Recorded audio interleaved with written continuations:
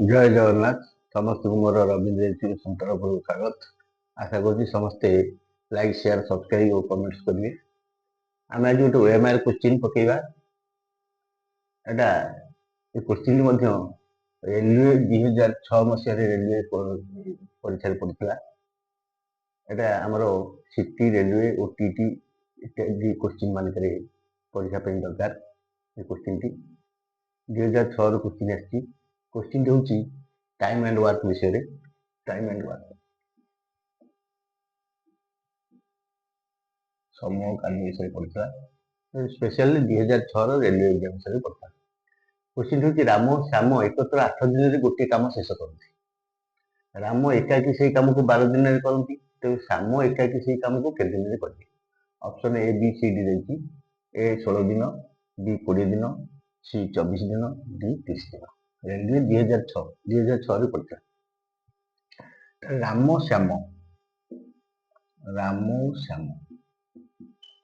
One दिन के दी जन जहाँ मिसिक 8 दिन कम शेष कर दिन कर 1/8 अंश। राम श्याम दी जन जाक उभय दिन कर 1/8 अंश। राम एकाकी केते करिवो? राम 1 दिन केते करती? राम 12 दिन से कामटा शेष कर देछि, ताल दिन कर 1/12 अंश। ताल श्याम केते दिन केते करती? श्याम 1 दिन केते करिवो? माइनस कर 1/8 माइनस 1/12 এটা উভয় করছেন দিনে কে এতিক অংশ করছেন।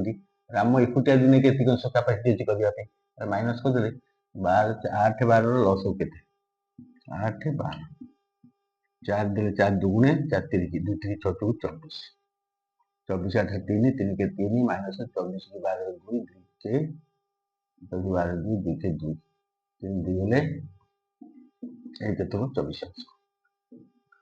তাহলে শ্যাম দিনে কে কলে 24 से পড়তাছি কোন শ্যাম একাকি সেই কাম কে দিনে করি। এই কে তো 24 अंश করছন্তি দিনে কি, তাহলে এই অংশ করিবে 24 দিনে। एक 1/24 अंश करती 1 दिन में एक अंश करी 24 टा गुणा हो 24 दिन। ताले श्याम एकाकी से काम को के दिन करे 24 दिन। सी इज करेक्ट। तो 1/24 अंश करती 1 दिन। एक अंश करिवे এটা হরাই যে উল্টি গুণা एक হরণ 1/24 एक गुण 24 হয়ে যাচ্ছে 24। क्वेश्चन टी एभलिया थिला।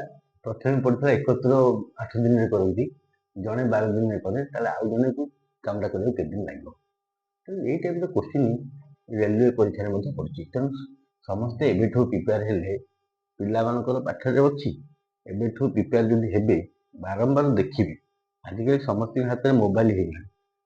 पिला घरे पढ़ंतु बा बाहर बुलंतु बा जोठी बसंतु, मोबाइल भी देखुथिबे ताले पाठ भी ताकर हेला।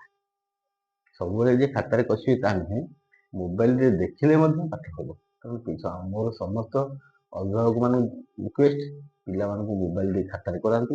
जो माने बड़ बड़ पिला +2 +3 पास करियोनी से मानु कहंतु तो मोबाइल अछि, तो मोबाइल रे पाठ देख जोटा कि भविष्य में जे कौन कम्पिटेटिव देकर सक्सेस हो पार।